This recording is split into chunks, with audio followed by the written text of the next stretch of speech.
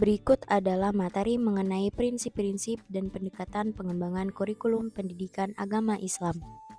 A. Prinsip-prinsip pengembangan kurikulum pendidikan agama Islam. Prinsip biasanya diartikan sebagai suatu cara hidup atau pandangan hidup atau sesuatu yang harus diikuti, di mana prinsip mengacu pada aturan main, acuan, dan tanda yang harus diperhatikan dan dipatuhi dalam pengembangan kurikulum. Maksud dari prinsip-prinsip dasar tersebut adalah agar kurikulum yang dirancang atau dihasilkan benar-benar memenuhi kebutuhan peserta didik, orang tua, masyarakat, pengguna lulusan, dan negara. Berikut beberapa prinsip-prinsip yang dikemukakan oleh para ahli. Yang pertama ada prinsip relevansi, efektivitas dan efisiensi, kontinuitas, fleksibilitas, berorientasi pada tujuan dan pendidikan seumur hidup. Pertama yaitu prinsip relevansi. Kata relevan atau relate artinya berkaitan erat dengan apa yang sedang terjadi. Jika dikaitkan dengan pendidikan, maka program pendidikan perlu disesuaikan dengan kebutuhan hidup masyarakat. Pendidikan dikatakan relevan jika hasil yang diperoleh bermanfaat dalam kehidupan seseorang. 2. Prinsip efektivitas dan efisiensi. Prinsip yang dimaksud adalah sejauh mana suatu rencana kurikulum dapat dicapai sesuai dengan keinginan yang telah ditentukan. Dalam proses pendidikan, prinsip efektivitas dapat dilihat dari dua sisi. Yang pertama, efektivitas guru mengajar, kedua, efektivitas belajar siswa. 3. Prinsip kontinuitas, yaitu asas kesinambungan dalam pengembangan kurikulum yang menunjukkan adanya keterkaitan antara jenjang pendidikan, program pendidikan, dan mata pelajaran. 4.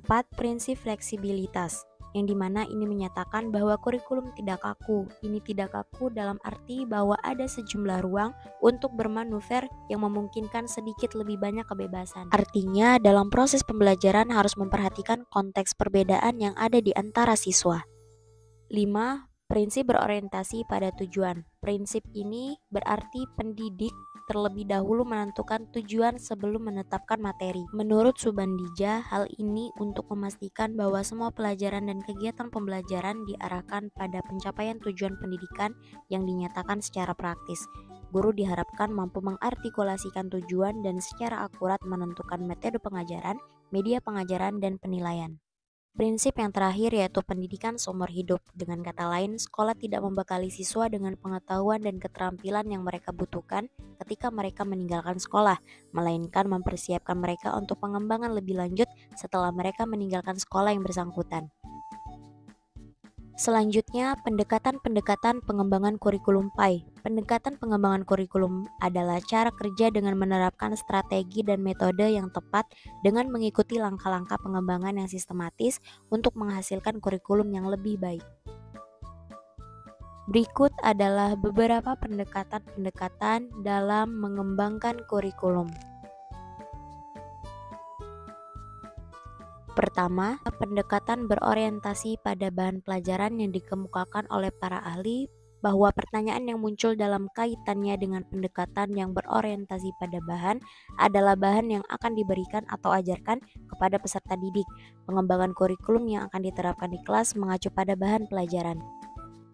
2. Pendekatan berorientasi pada tujuan, berkaitan dengan tujuan yang ingin dicapai atau pengetahuan, keterampilan, dan sikap yang diharapkan dimiliki oleh peserta didik setelah menyelesaikan kurikulum. Perumusan tujuan dalam pengetahuan, keterampilan, dan sikap yang diharapkan secara jelas dan operasional. Berdasarkan tujuan ini kemudian ditetapkan materi pengajaran, kegiatan belajar mengajar, ataupun materi pengajarnya.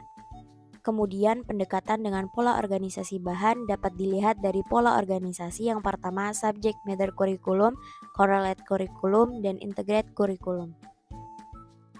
1. Pendekatan pola subject matter curriculum. Penekanan pada pendekatan ini yaitu pada mata pelajaran secara terpisah-pisah. Misalnya sejarah, ilmu bumi, biologi, berhitung, dan sebagainya. Mata pelajaran ini tidak berhubungan satu sama lain. 2. Pendekatan pada pola correlate curriculum. Pendekatan ini yaitu dengan pola pengelompokan beberapa mata pelajaran sejenis dan seiring. 3. Pendekatan pola integrate curriculum. Pendekatan ini didasarkan pada keseluruhan hal yang mempunyai arti tertentu. 4. Pendekatan pada sistem. Pendekatan sistem adalah salah satu pendekatan yang pada masa sekarang paling rasional dan efektif. Karena dengan pendekatan ini semua answer kurikulum dianalisis secara mendalam, dilihat keterkaitannya antara satu dengan yang lainnya.